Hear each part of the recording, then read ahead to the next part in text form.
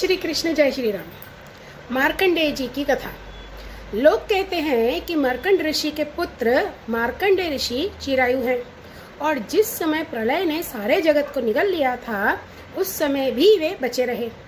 मार्कंड ऋषि ने अपने पुत्र मार्कंडेय के सभी संस्कार समय समय पे किए। मार्कंडेय जी विधि पूर्वक वेदों का अध्ययन करके तपस्या और स्वाध्याय से संपन्न हो गए थे। उन्होंने आजीवन ब्रह्मचर्य का व्रत ले रखा था। शांत भाव से रहते थे। सिर पर जटाएं बढ़ा रखी थी।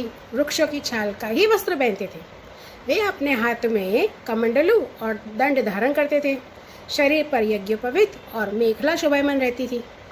काले मृग का चर्म, रुद्राक्षमाला और कुश, यही उनकी पूंजी थी। यह सब उन्होंने अपने आजीवन ब्रह्मचर्य व्रत के पूर्ति के लिए ग्रहण किया था। वे प्रातःकाल और सायंकाल अग्निहोत्र, सूर्योपस्थान, गुरुवंदन, ब्राह्मण सत्कार, मानस पूजा और मैं परमात्मा का स्वरूप ही हूँ, इस प्रकार की भावना आदि के द्वारा भगवान की आराधना करते। सुबह शाम भिक्षा लाकर गुरुदेव के चरणों में निवेदन कर देते और मौन हो जाते। गुरु जी की आज्ञा होती तो एक बार खा लेते, अन्यथा उपवास कर जाते। मार्कंडेय जी ने इस प्रकार तपस्या और स्वाध्याय में तत्पर रहकर करोड़ों वर्षों तक भगवान की आराधना की और इस प्रकार उस मृत्यु पर भी विजय प्राप्त कर ली। मार्कंडेय जी की मृत्यु विजय को देखकर ब्रह्मा, भृगु, शंकर भगवान, दक्ष प्रजापति, ब्रह्मा जी और उनके अन्य अन्य पुत्र, मनुष्य, देवता, पितर और सभी प्राणी अत्यंत विस्मित हो गए। योगी मार्कंडेय जी महायज्ञ के द्वारा अपना चित्त भगवान के स्वरूप में जोड़ते रहे। इस प्रकार साधन करते करते बहुत समय, 6 मनवंतर जितना समय व्यतीत हो गया। इस 7वें मनवंतर में जब इंद्र को इस बात का पता चला तब तो वे उनकी तपस्या से शंकित और भयभीत हो गए। इसलिए उन्होंने उनकी तपस्या में विघ्न डालना आरंभ कर दिया। इंद्र ने मार्कंडेय जी की तपस्या में विघ्न डालने के लिए उनके आश्रम पर गंधर्व, अप्सराएं, कामदेव, वसंत, मलयानील, लोभ और मद को भेजा। वे सब उनकी आज्ञा के अनुसार उनके आश्रम पर गए। मार्कंडेय जी का आश्रम हिमालय के उत्तर की ओर है। वहाँ पुष्पभद्रा नाम की नदी बहती है और उसके पास ही चित्रा नाम की एक शिला। मार्कंडेय जी का आश्रम बड़ा ही पवित्र है। मार्कंडेय मुनि के ऐसे पवित्र आश्रम में इंद्र के भेजे हुए वायु ने पहले प्रवेश किया। वहाँ उसने सबसे पहले शीतल झरनों की नन्ही नन्ही फुइयां संग्रह की। इसके बाद सुगंधित पुष्पों का आलिंगन किया और फिर काम भाव को उत्तेजित करते हुए धीरे धीरे बहने लगा। कामदेव के प्यारे सखा वसंत ने भी अपनी माया फैलाई। संध्या का समय था, चंद्रमा उदित हो रहा था और वसंत का साम्राज्य देखकर कामदेव ने भी वहाँ प्रवेश किया। उसके साथ गाने बजाने वाले गंधर्व झुंड के झुंड चल रहे थे। उसके चारों ओर बहुत सी स्वर्गीय अप्सराएं चल रही थी और अकेला काम ही सबका नायक था। उसके हाथों में पुष्प का धनुष और उस पर सम्मोहन आदि बाण चढ़े हुए थे। उस समय मार्कंडेय मुनि अग्निहोत्र करके भगवान की उपासना कर रहे थे। उनके नेत्र बंद थे। वे इतने तेजस्वी थे मानो स्वयं अग्निदेव ही मूर्तिमान होकर बैठे हों। उनके देखने से ही मालूम हो जाता था कि इनको पराजित कर सकना बहुत ही कठिन है। इंद्र के आज्ञाकारी सेवकों ने मार्कंडेय मुनि को इस अवस्था में देखा। अब अप्सराएं उनके सामने नाचने लगी। कुछ गंधर्व मधुर गान करने लगे तो कुछ मृदंग, वीणा, ढोल आदि बाजे बजाकर बड़े मनोहर स्वर में गाने बजाने लगे। अब कामदेव ने अपने पुष्प निर्मित धनुष पर पंचमुख बाण चढ़ाया। वो जो पंचमुख बाण था उसके 5 मुख थे। उनके नाम है शोषण, दीपन, सम्मोहन, तापन और उन्मादन। जिस समय वह निशाना लगाने की ताक में था उस समय इंद्र के सेवक वसंत और लोभ मार्कंडेय मुनि का मन विचलित करने के लिए प्रयत्नशील थे। उनके सामने ही पुंजिक स्थली नाम की सुंदरी अप्सरा गेंद खेल रही थी। कभी कभी वह तिरछी चितवन से इधर उधर देख लिया करती थी। कामदेव ने अपना उपयुक्त अवसर देखकर और यह समझकर कि अब मार्कंडेय मुनि को मैंने जीत लिया, उनके ऊपर अपना बाण छोड़ा, परंतु उसकी एक न चली। मार्कंडेय मुनि पर उसका सारा उद्योग निष्फल हो गया। मार्कंडेय मुनि अपरिमित तेजस्वी थे। काम वसंत आदि आए तो थे इसलिए कि उन्हें तपस्या से भ्रष्ट करें, परंतु अब उनके तेज से वे खुद जलने लगे और भाग गए।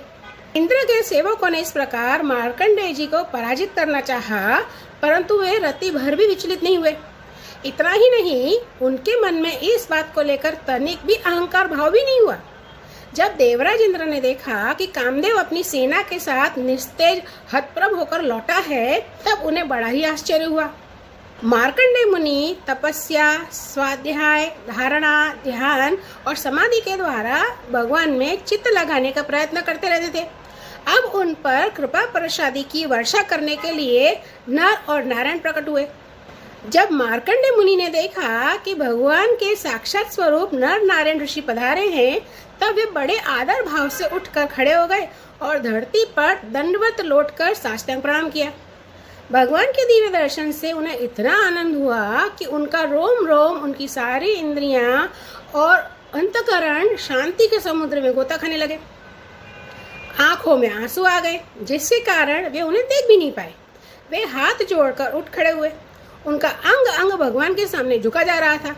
उनके हृदय में उत्सुकता तो इतनी थी कि मानो वे भगवान का आलिंगन कर लेंगे। उनसे और कुछ नहीं बोला गया। गदगद वाणी से वे केवल इतना ही कहा, नमस्कार। इसके बाद उन्होंने दोनों को आसन पर बिठाया, बड़े प्रेम से उनके चरण पखारे, अर्ध, चंदन, धूप और माला आदि से उनकी पूजा करने लगे। भगवान नर नारायण सुखपूर्वक आसन पर विराजमान थे और मार्कंडेय जी पर कृपा प्रसादी की वर्षा कर रहे थे। पूजा के बाद मार्कंडेय मुनि ने उन सर्वश्रेष्ठ मुनिवेशधारी नर नारायण के चरणों में प्रणाम किया और उनकी स्तुति की। उनसे कहा कि आपके इस युगल स्वरूप नरोत्तम नर और ऋषिवर नारायण को मैं नमस्कार करता हूँ, आपकी वंदना करता हूँ। जब ज्ञान संपन्न मार्कंडेय मुनि ने स्तुति की, तब भगवान नर नारायण ने प्रसन्न होकर मार्कंडेय जी से कहा कि तुम्हारे इस आजीवन ब्रह्मचर्य व्रत की निष्ठा देखकर हम तुम पर बहुत ही प्रसन्न हुए हैं। तुम्हारा कल्याण हो। मैं समस्त वर देने वालों का स्वामी हूँ, इसलिए तुम अपना अभिष्ट वर मुझसे मांग लो।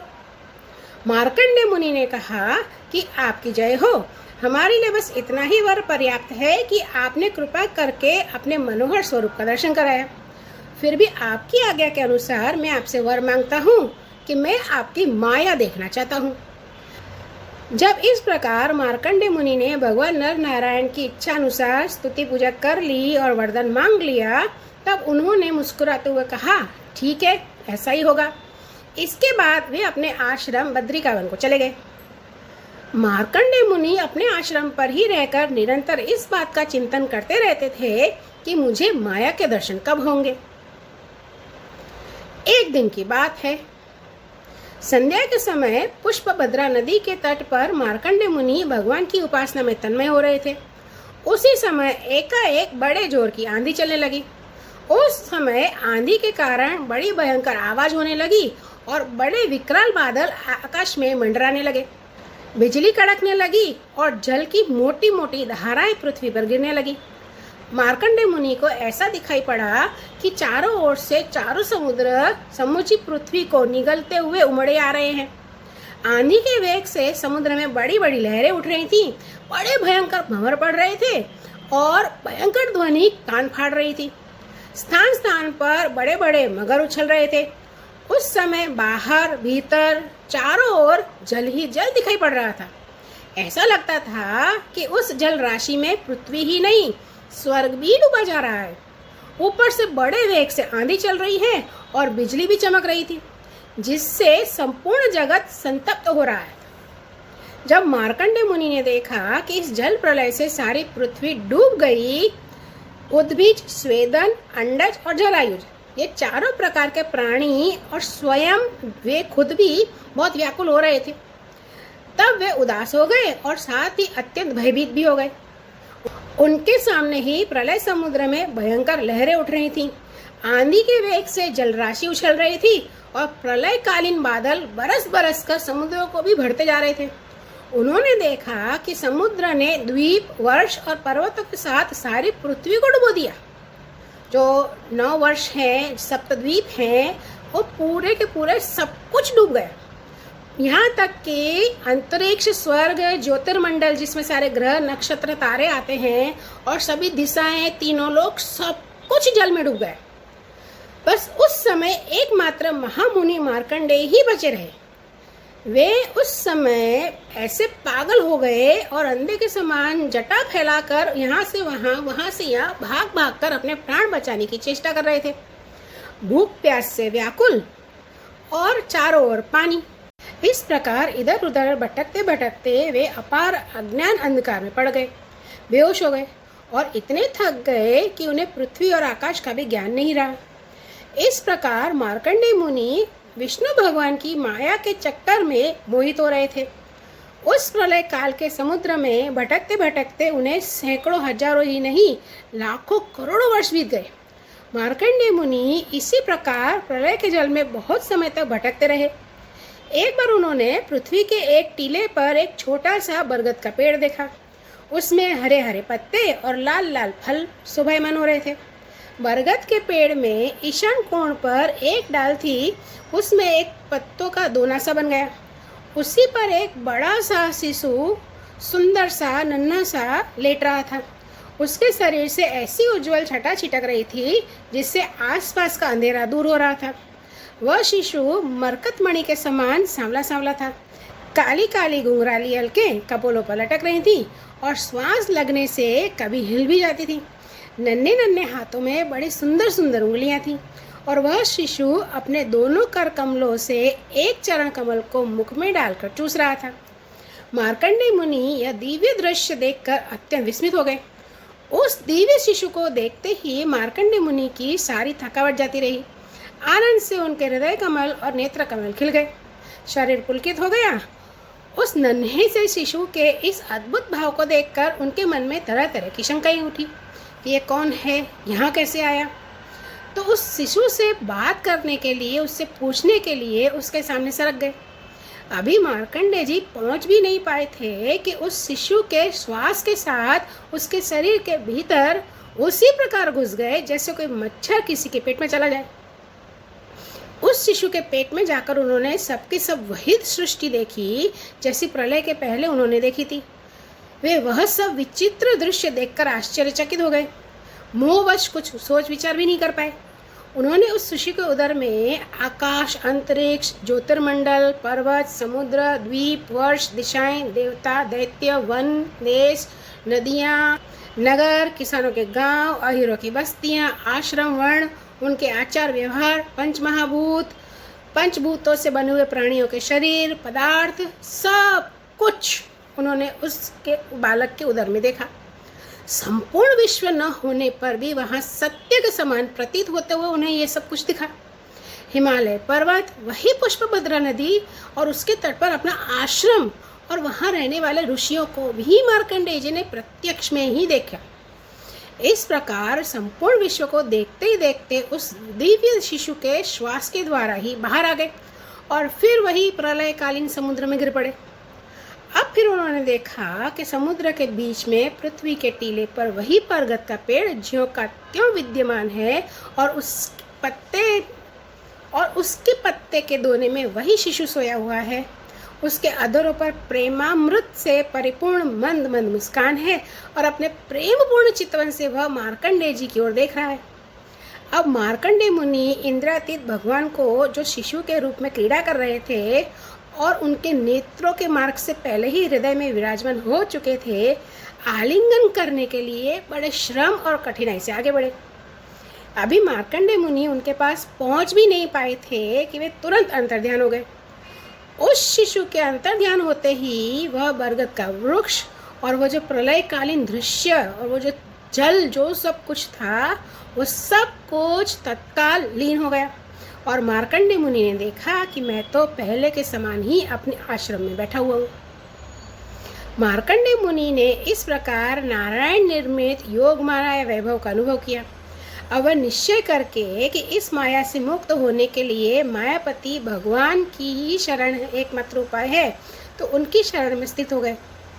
मार्कंडेय जी इस प्रकार शरणागति की भावना में तन्मय हो रहे थे उसी समय भगवान शंकर भगवती पार्वती जी के साथ नंदी पर सवार होकर आकाश मार्ग से विचरण करते हुए उधर आ पहुंचे। मार्कंडेय जी को उस अवस्था में देखा और उनके साथ बहुत से गण भी थे। जब भगवती पार्वती ने मार्कंडेय मुनि को ध्यान की अवस्था में देखा तब उनका हृदय वात्सल्य स्नेह से उमड़ आया। उन्होंने शंकर जी से कहा कि भगवान, मैंने इस ब्राह्मण की ओर तो देखिए। जैसे तूफान शांत हो जाने पर समुद्र की लहरें और मछलियाँ शांत हो जाती हैं और समुद्र धीर गंभीर हो जाता है, वैसे ही इस ब्राह्मण का शरीर, इंद्रिय और अंतःकरण शांत हो रहा है। समस्त सिद्धियों के दाता आप ही हैं, इसलिए कृपा करके आप इस ब्राह्मण की तपस्या का प्रत्यक्ष फल दीजिए। भगवान शंकर ने कहा, देवी, ये ब्रह्मर्षि लोक अथवा परलोक की कोई भी वस्तु नहीं चाहते। इनके मन में कभी मोक्ष की भी इच्छा आकर नहीं होती। भगवान के चरण कमलों में इन्हें परम भक्ति प्राप्त हो चुकी है। इन्हें हमारी कोई आवश्यकता नहीं है। फिर भी मैं इनके साथ बातचीत करूंगा क्योंकि ये महात्मा पुरुष हैं। जीव मात्र के लिए सबसे बड़े लाभ की बात यही है कि संत पुरुषों का समागम प्राप्त हो। भगवती पार्वती से इस प्रकार कहकर भगवान शंकर मार्कंडेय मुनि के पास आए। उस समय मार्कंडेय मुनि समस्त मनोवृत्तियां भगवत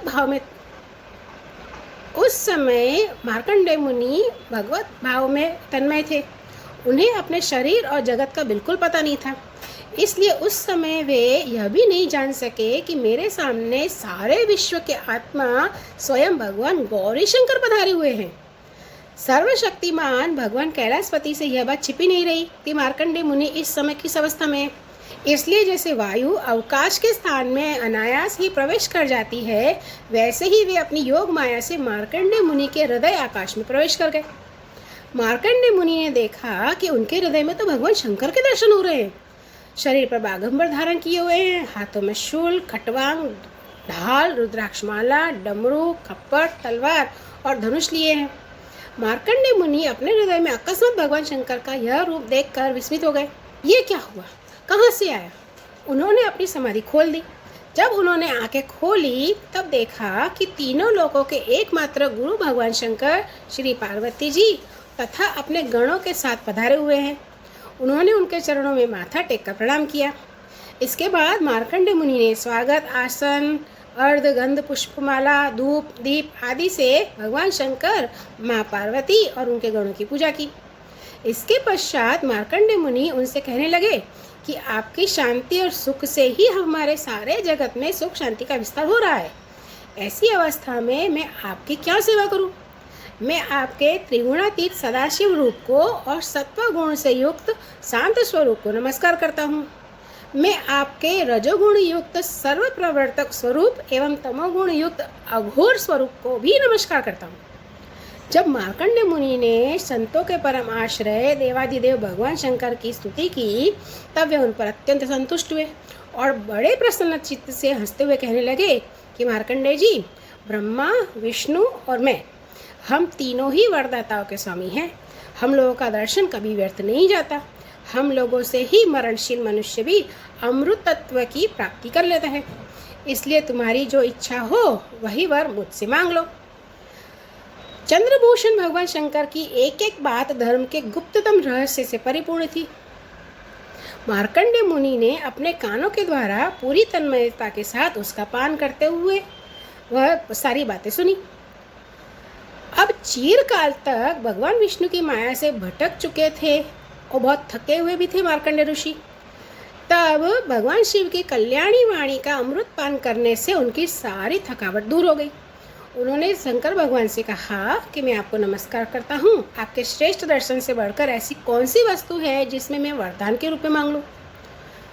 फिर भी उन्होंने कहा कि आप स्वयं तो पूर्ण है ही, अपने भक्तों की भी समस्त कामनाओं को पूर्ण करने वाले हैं। इसलिए मैं आपका दर्शन प्राप्त कर लेने पर भी एक वर मांगना चाहता हूँ। वह यह है कि हे भगवान, उनके शरणागत भक्तों में, मतलब भगवान विष्णु के शरणागत भक्तों में और आप में, मतलब शिव जी में, तो आप में और भगवान विष्णु के शरणागत भक्तों में मेरी अविचल भक्ति सदा सर्वदा बनी रहे। जब मार्कंडेय मुनि ने सुमधुर वाणी से इस प्रकार भगवान शंकर की स्तुति की, पूजा की, तब उन्होंने भगवती पार्वती की प्रसाद प्रेरणा से यह बात कही। भगवान शंकर ने कहा कि तुम्हारी सारी कामनाएं पूर्ण हो, इंद्रियातीत परमात्मा में तुम्हारी अनन्य भक्ति सदा सर्वदा बनी रहे, कल्प पर्यंत तुम्हारा पवित्र यश फैले और तुम अजर एवं अमर हो जाओ। तुम्हारा ब्रह्म तेज तो सर्वदा अक्षुण्ण रहेगा। तुम्हें पुराण का आचार्यत्व भी प्राप्त हो। इस प्रकार त्रिलोचन भगवान शंकर मार्कंडेय मुनि को वर देकर भगवती पार्वती से मार्कंडेय मुनि की तपस्या और उनके प्रलय संबंधी अनुभवों का वर्णन करते हुए वहां से चले गए। भृगुवंश शिरोमणि मार्कंडेय मुनि को उनके महायोग का परम फल प्राप्त हो गया। वे भगवान के अनन्य प्रेमी हो गए। अब भी वे भक्ति भाव भरित हृदय से पृथ्वी पर विचरण किया करते हैं। धन्यवाद।